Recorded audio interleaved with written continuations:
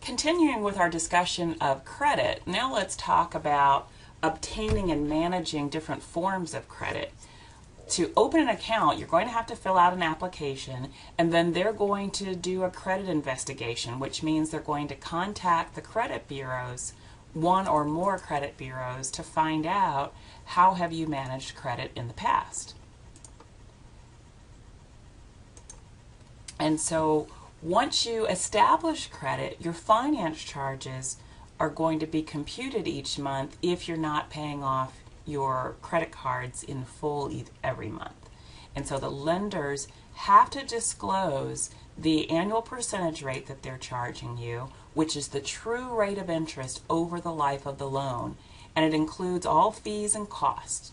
And they also have to tell you what method they're using to compute finance charges. So that way you can check and make sure that they're doing it correctly and kind of anticipate how much interest you're going to be paying. So the whole idea here is that there shouldn't be surprises when it comes to credit.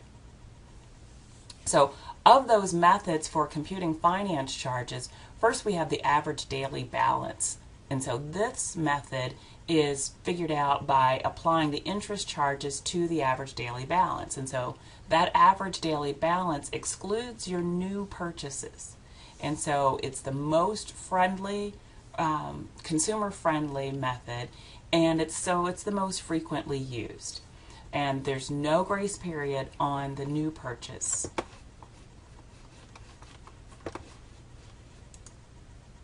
So here's just an example of how the average daily balance method computes your finance charges. So for 5 days of this 31-day month, your balance was $15.82.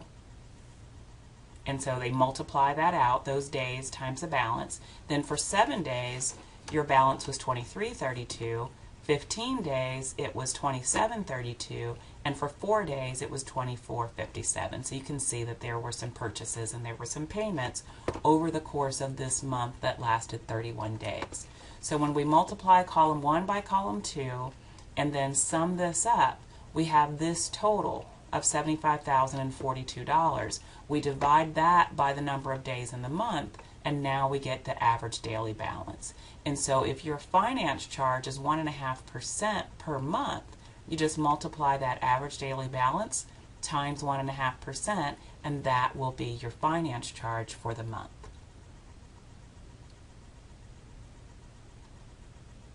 So to manage your credit cards, a couple of things that you should do each month is first, review your statements every month. Don't just open it up and pay it.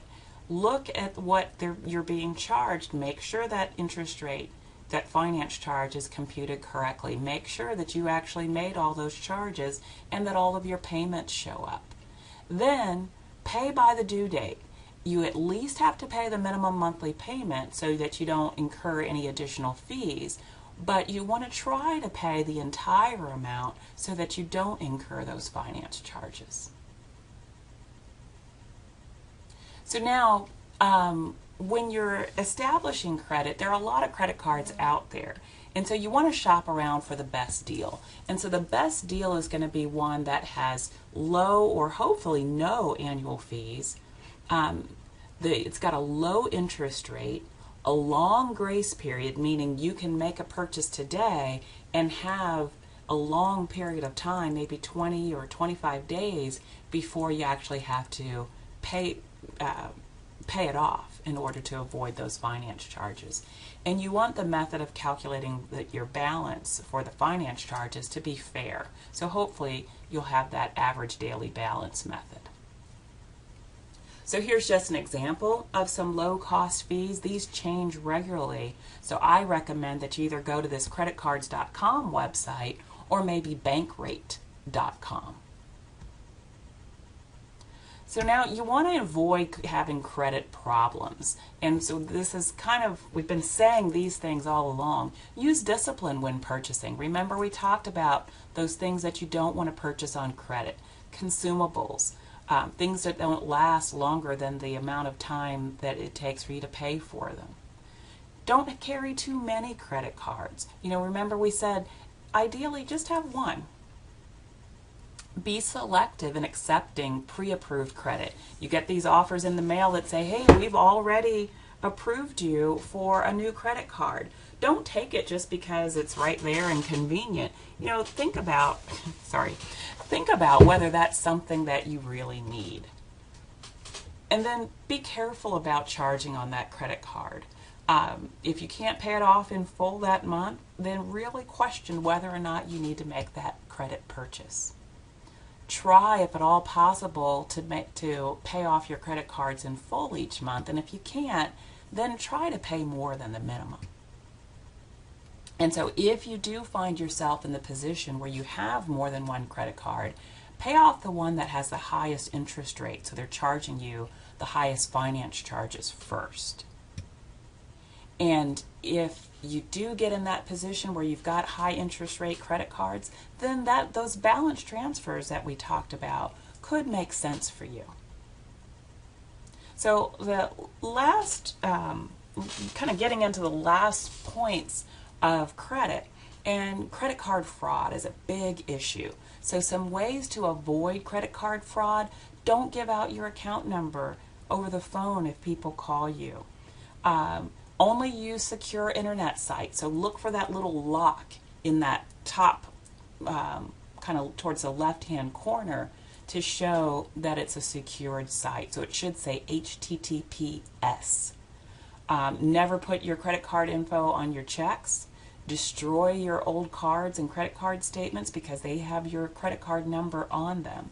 And as soon as you realize that you've lost a credit card or it was stolen, report it. Now, in a worst case scenario, if you file or consider filing bankruptcy, that's typically what happens if you didn't do the stuff we just talked about. Chapter 13 is a debt restructuring plan, and Chapter 7 is just a straight bankruptcy where everything gets discharged. And so in 2010, over 1 million people filed for personal bankruptcy, and it typically happens because they misused credit. So consider a credit counselor if you find yourself in that position.